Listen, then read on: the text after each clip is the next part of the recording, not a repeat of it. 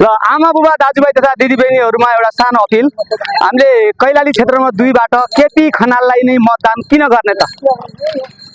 विशेष गरेर गरिब परिवारबाट जन्मे हुर्केका हाम्रा भर्खरका युवा नेता केपी खनाल, तपाईँ हाम्रो गाउँ घरका समस्याहरूसँग परिचित हुनुहुन्छ।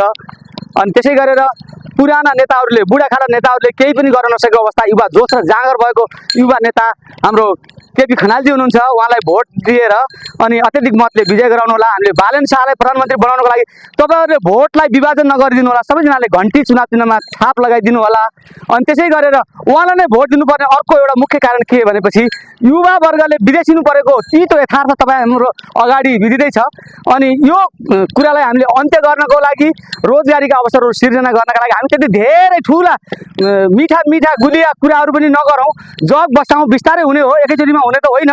तैपनि हामीले 5 वर्षमा गर्न सक्ने कुराहरू उहाँले सबै म गर्छु भनेर प्रतिबद्धताका साथ उहाँ अगाडि बढ्नु भएको हाम्रो युवा नेता हुनुहुन्छ।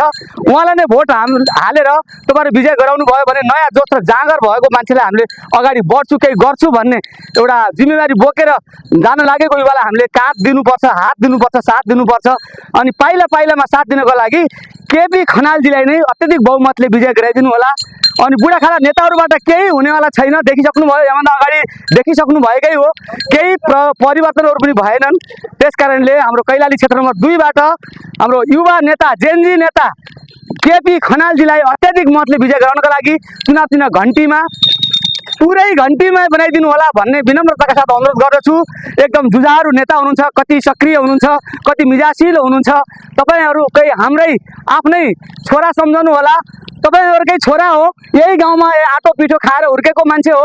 अनि तपाईँहरूको जस्तो एउटा अपेक्षा जे छ त्यो उहाँबाट हामीले पुरा हुने एउटा देखेका छौँ। त्यसै कारणले सबैजना आमा बुबा दाजुभाइ तथा दिदीबहिनीहरूसँग अनुरोध छ, विनम्रताका साथ अनुरोध छ, हजुरहरूले उहाँलाई भोट हालेर एकपटक हेर्नुहोस् न। एकचोटि परिवर्तन भनेको आफैबाट गर्ने हो, एकचोटि प्रयास त गरिहेरौँ। अब आजसम्म सबैले प्रयास गरेकै हो। एकचोटि हाम्रो केपीजीलाई चुनाव चिन्ह घन्टीमा मतदान गरेर उहाँलाई जिताइदिनु हुनुको लागि सबैजनासँग म अनुरोध गर्दछु।